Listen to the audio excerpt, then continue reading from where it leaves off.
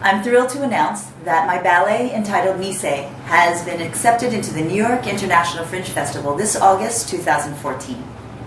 The term nisei is a Japanese word for second-generation Japanese American and has come to be identified with the Japanese American World War II generation. In 2001, I created my ballet in honor of my late father and his comrades of the 100th Battalion and the 442nd Regimental Combat Team. In 2003, with unparalleled support from my sister Laurie Hamano and my family living in my home state of Hawaii, we were able to bring the ballet back to 4 of the Hawaiian Islands and give tribute to the Nisei veterans living there at the time. Here we are, 11 years later, and the window of time to thank these Nisei veterans is rapidly closing. The New York International Fringe Festival has given us a second chance to thank these men and an opportunity to make people aware of this beautiful legacy. The Nisei legacy is one of love, strength, and honor in the face of incredible social injustice.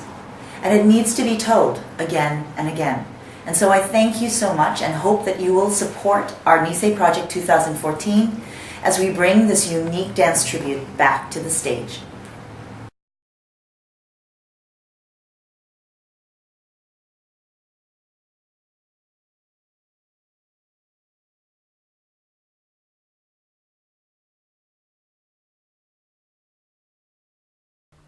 It actually started back in 2000.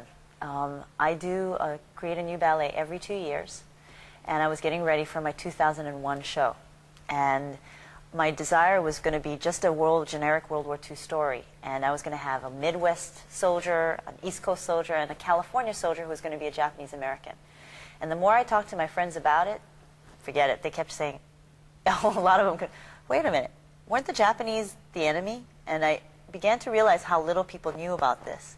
And then a good friend of mine just said, Marla, why don't you just focus on that? Because that's what's most interesting. Nobody knows about that. Do that. So I did. So I started revamping the concept and the story. And then in 2001 is when we actually premiered the ballet in May of 2001.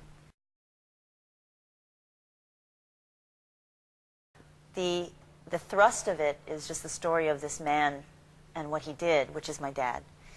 But in this story, the mother is a very traditional Japanese woman, and she's a widow. And eventually she and his sisters are taken to an internment camp, which is not what happened to my family.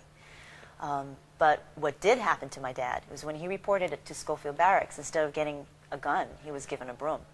And so that's something that was a strong image that I made sure I portrayed in the actual ballet. So, and I think the ending. And also, the prejudice. I was brought up in Kalihi in Honolulu. I never had any trouble about being a Japanese. All of a sudden, these soldiers would look at me and say, oh, a Jap.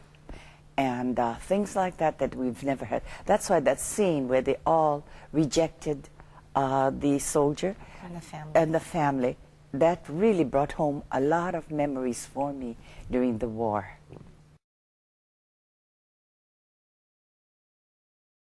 My mother and I, my mother sort of coerced me to go to New York to see my sister and premiere her ballet. And by doing that, we watched through this premiere, and the first thing that came out of my mouth to her was, Marla, there's only one place to do this, and you need to come home. And by saying it, it sort of flew out of my mouth, and it became real by saying to her, okay, let's do it. What about it? And she and I began to brainstorm, and before you know it, we had a meeting with all our family from, Maui and Kauai and, Hilo and Honolulu, and we decided we would start to, work together toward this particular end. And so I went out and spoke to, I went to see Dwight Takamine, Representative Dwight, and I spoke to him. Who's a classmate from college. And at that point, what he did for me is say, okay, you need to meet some people. He introduced me to Pat Hamamona from DOE and Roy Tokuja of Cove Entertainment. By doing that, what he allowed me to do was open the crack between, okay, what is the next step do we have to do? And then from there, these people then provided us another person to speak to, another group of people to decide where to go. The advisory board.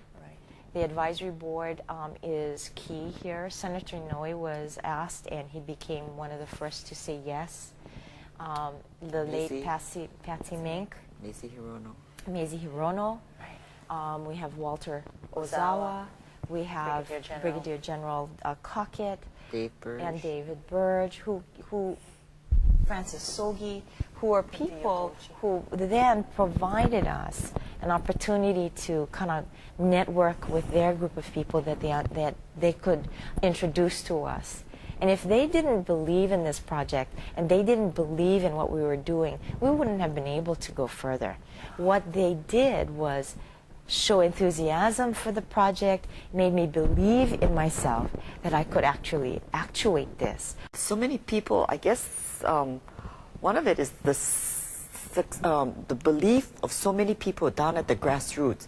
I mean, every time we talked about it, it was like, oh, wow, that is such a great idea. So, you know, it kind of just, the swell of it kind of moving on. Because it helped us realize that we're not only doing this for ourselves. You know, it made us realize we can't, you know, let Kauai veterans down. Look at what they're doing for us. We can't let the Maui veterans down. Look at what they're doing. We can't let Honolulu down. Look at what they're doing. We just found that these people created I guess the impetus for us to move a little bit further. I think there's just too many people to thank. It's funny, I think because I'm sort of the recipient of this project, because it's literally bringing what I've done home. It's extremely humbling and very, very, very emotional, because it's coming home.